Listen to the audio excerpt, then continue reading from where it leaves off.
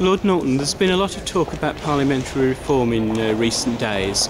What do you think Parliament should be concentrating on? Well, I don't think there's any one thing. I think there are two things that are absolutely essential. One is to do with the relationship between Parliament and government, but the other fundamental is between Parliament and the public. There's got to be changes that make sure that Parliament does the job that people expect of it in calling government to account. But Parliament's got to address how it relates to the people, not just in terms of putting information out to people, but actually making sure people have an input into what Parliament does, and they can actually influence through MPs public policy in this country. At the same time, they've got to have in a framework that people recognise is fair in terms of the way MPs go about their job, and that they themselves are there for public service and not for self-service. How wide should reform be?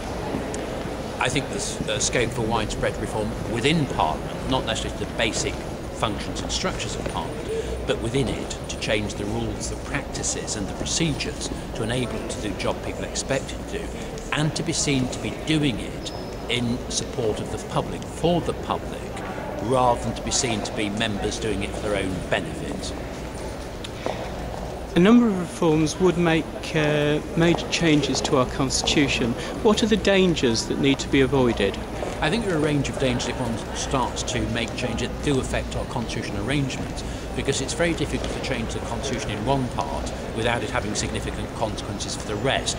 So anything that's got constitutional significance, we have to think through very carefully that it doesn't undermine the basic constitutional framework that we have, and that actually delivers tremendous benefits to this country, not least in terms of the accountability of government and the public through Parliament. That's absolutely essential.